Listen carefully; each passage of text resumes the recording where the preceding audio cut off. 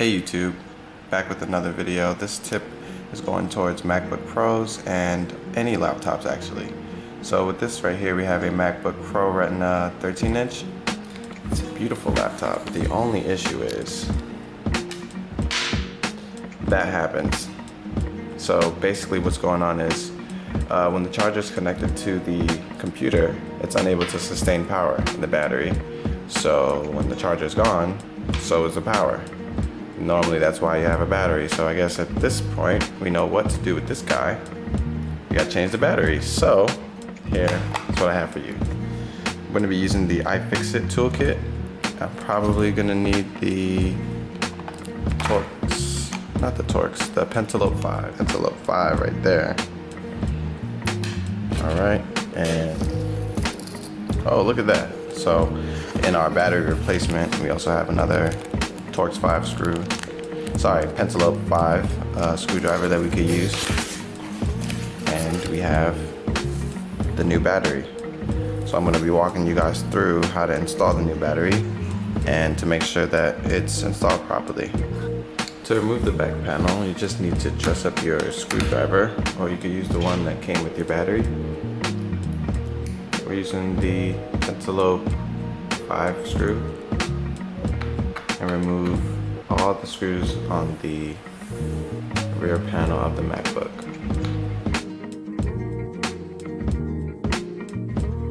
For this part, I'm going to focus in on the connector. Since we know that the connector is over here, we want to use our fingernail to lift the connector from the board. And just peel it back. So now that we've removed this battery connector, we have this one screw over here that's holding in the connector in place. That's gonna be a Torx 5 screw. So in our kit, we'll be looking for the T5 screw, which is this guy right here.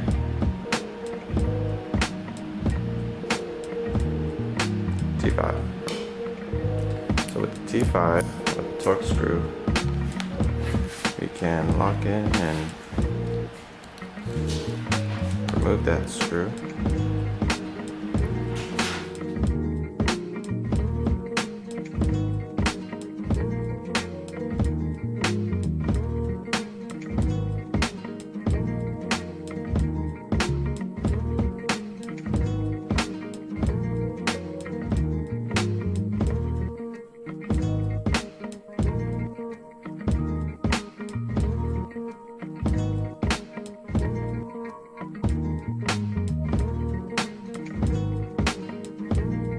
This is the old battery. Okay, so now we have to clean up all this. Well, I'll use this tool instead because I get a lot done with this.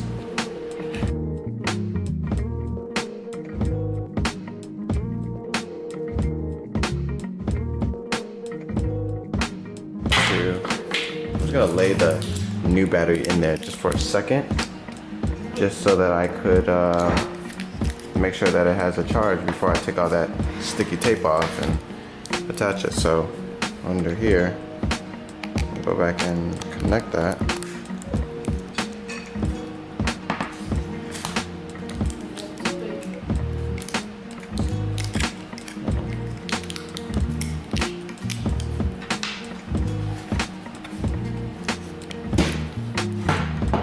After connecting, I'm gonna hold it open because the battery's like falling out. I'm just gonna, oh snap, I'm not plugged in.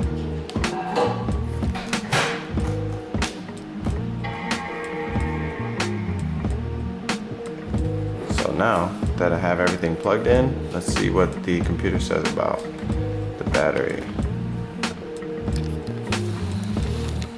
Computer says it's gonna take 3 hours and 4 minutes until it's full. Well, we know the battery is working. We can test it by doing exactly what we did to find the problem. Let's take this guy out. Voila, he's alive. So now what we're gonna do is we're gonna shut this down so that we can properly seat the battery and close the computer.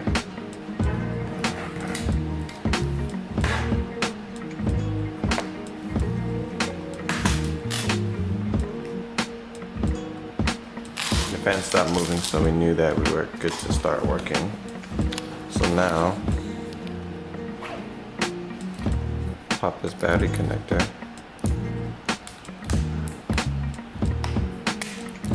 Off. And remove the battery.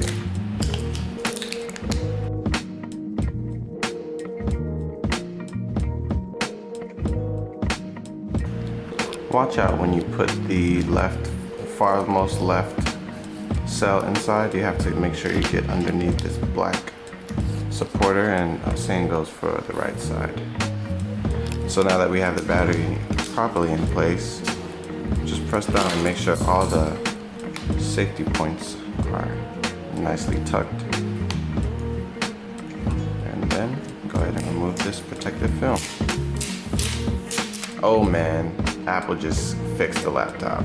When you're done, warning, service only by an Apple authorized service provider. Warning, warning, warning. Don't forget your Torx screw. This one holds down the battery connector.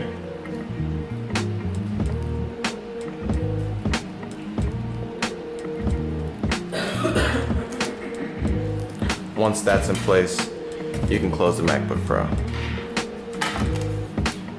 Then put your Penelope 5 back on and seal the MacBook Pro.